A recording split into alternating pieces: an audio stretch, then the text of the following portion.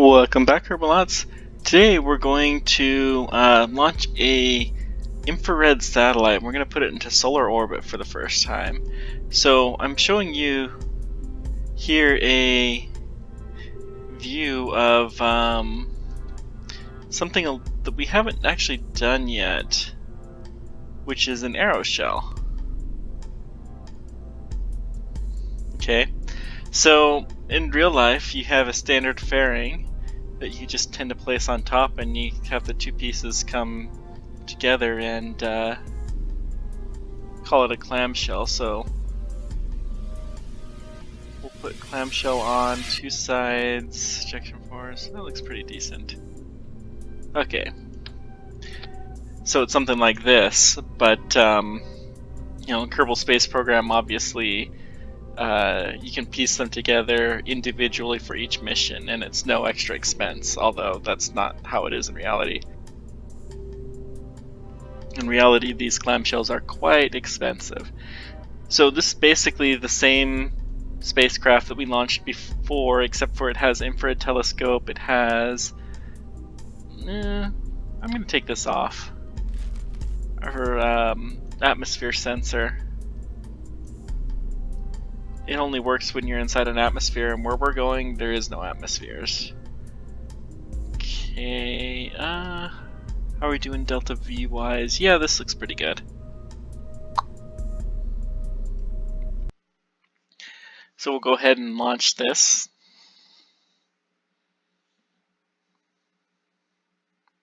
Wait here and stare at the loading screen. Okay, good.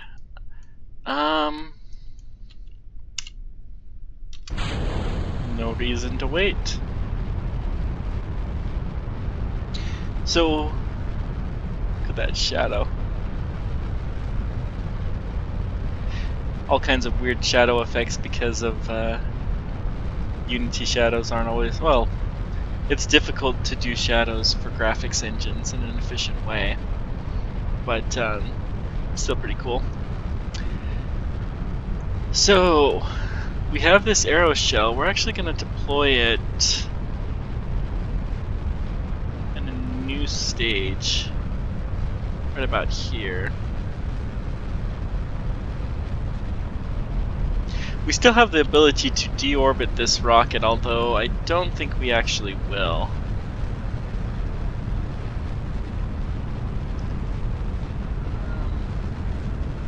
A little bit of a shimmy. It'll be fine.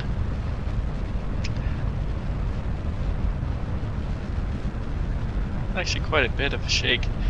Might have to start turning on some more extreme measures to achieve stability. Maybe we'll use struts or something like that in the future.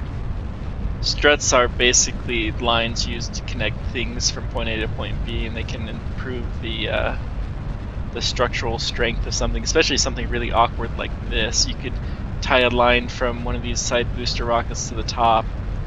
They're not used in real life as much as they are in Kerbal Space Program, because they're quite a bit more... how can I say this? It's a lot of a hassle to use in deployments. You can see how much more aerodynamic this is with that shell. Whew, I almost launched that too early. We're having a much easier time controlling this. They're actually high enough. We're going to go ahead and deploy the clamshell. Broke into a whole bunch of pieces, but that's okay. Once we actually get into space, we'll go ahead and deploy our solar panels, although typically you would not do that until after the final burn. Yeah, we'll go ahead and do this. Do this the normal way. We need to be burning horizontal. Wow. I'm doing such a bad job. I was expecting this to be a lot worse of a burn to get into orbit, and it's not. Oh well. Okay, so the orbit that we're going on is... wow. I didn't realize I had a piece of debris in interstellar orbit. Huh. Interesting. Where are we?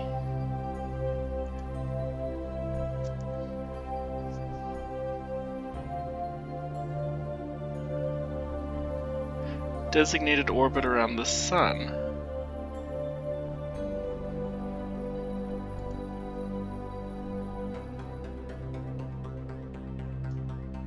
I saw that orbit before, but maybe it's just not showing it because we're not in interstellar space yet. That's okay. I think once we get out there, it'll start showing.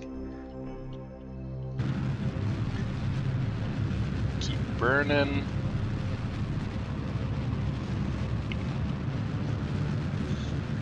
In Kerbal Space Program, you can deploy the solar panels because they have the ability to survive the thrust from the vibrations that are caused when the rocket engine is firing. But in real life, if they were stowed out like that, then they could shake and fall apart, and you don't want your solar panels to fall apart if you can get away with it. So, yeah, bad stuff happens when you do that. Bad stuff. Wow, this is a really inefficient launch trajectory. Whoops.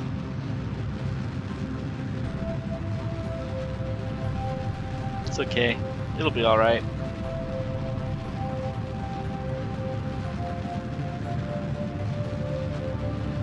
We'll easily make it into orbit and we'll still have plenty of fuel. Although we're gonna do our ejection burn at a different spot, probably.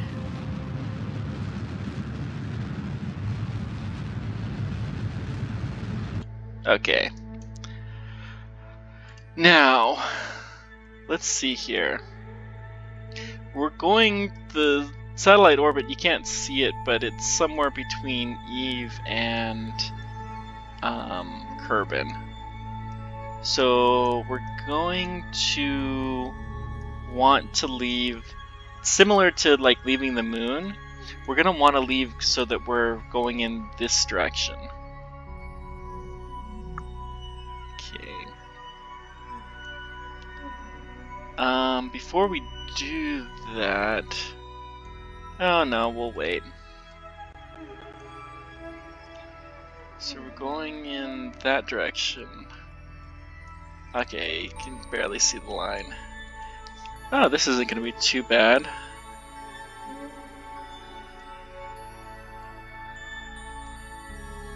How is that? Not quite.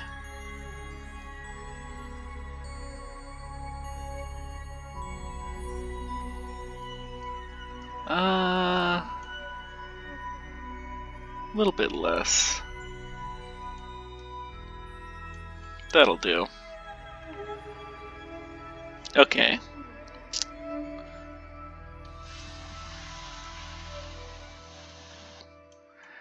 Let's go ahead and deploy at least the well, we'll wait until daylight. Actually, we'll wait until after this burn.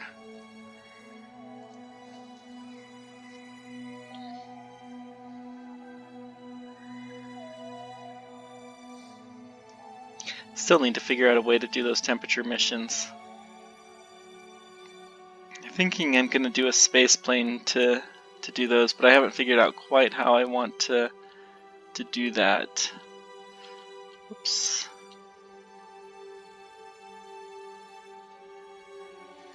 Let's see if we can deploy our solar panels real quick. Reality, deploying solar panels takes a couple minutes. Maybe a minute or so. I've actually seen them before.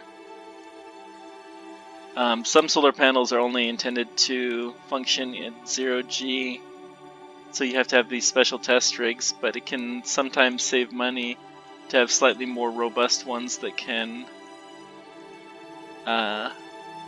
be tested in gravity. Whoops, I missed the burn time. That's okay. That's what I get for gabbing.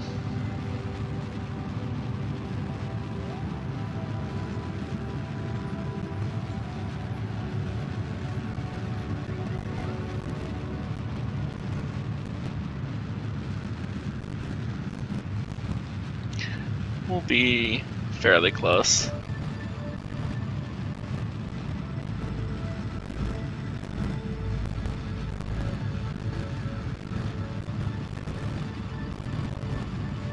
I'm actually going to turn that off because I want to see what our actual path is a little clearer.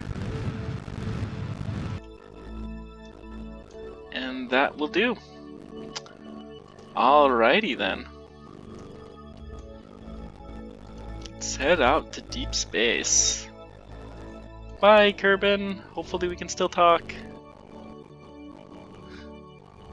Oh yeah, we still got a lot of signal strength.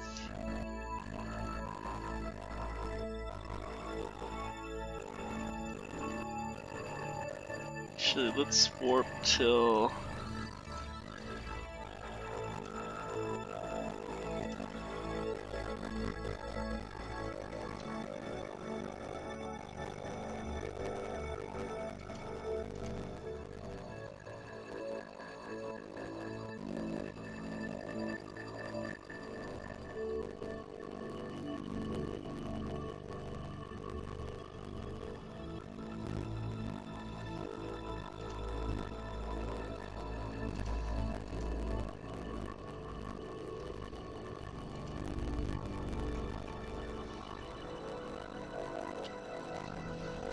And for the very first time, we will be in deep space here soon.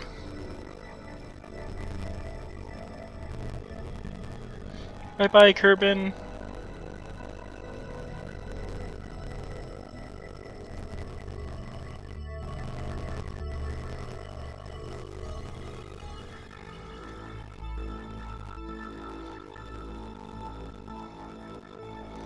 Come on.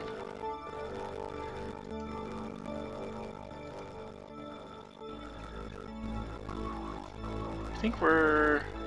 Oh, we are in deep space now. Silly me. I saw the green line and I thought that was the direction of movement. Okay, so let's go ahead and we'll send some data.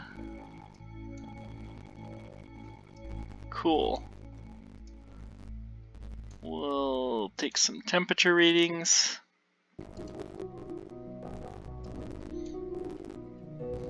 Notice that the amount of science goes up quite a bit when you're this far out. Shock, we're in a vacuum. Who would have thought it? And you don't get anything for transmitting. Okay. Haha, we see the orbit now that we're trying to aim for. Good, and we're pretty close. Okay,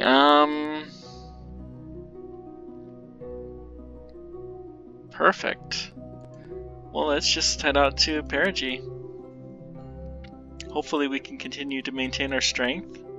So, this is roughly what the Tesla Roadster is doing now, although it's going the opposite direction. You can see it's about this far away from Earth, relatively speaking. And eventually, the two objects just kind of go their own ways.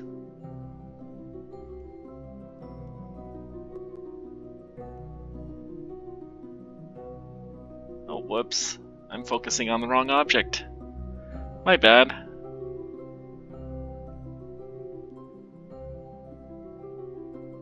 Is that the object I'm controlling? No. I have another satellite in deep space? When did that happen? Uh-oh.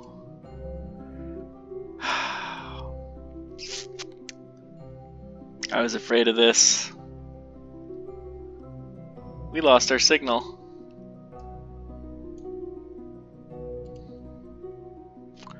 Foils.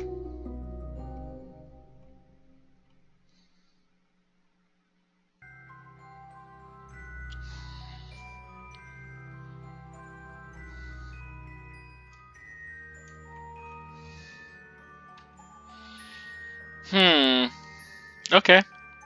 Well, apparently this antenna is just not powerful enough, but we did at least make it into deep space, so that's something.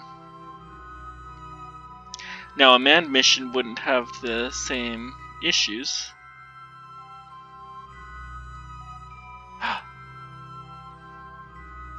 That's how you do that! Oh. Okay, cool. I just figured out how to limit the power that... So we have plenty of power. Huh. But we don't have the communication strength to talk with this little dinky antenna. So you see this dish-shaped antenna will allow you to have a higher strength because it's only sending the power at a single dot. But this is, while this is good for the Kerbal system, it's not good enough for deep space yet. So should have tested the design before we left. Poor Kerbals. So let's just go ahead and warp and see if there's any point in time where we get communication. And there's not going to be for a long time. Sigh. So we've lost another satellite in deep space because we can't talk to it.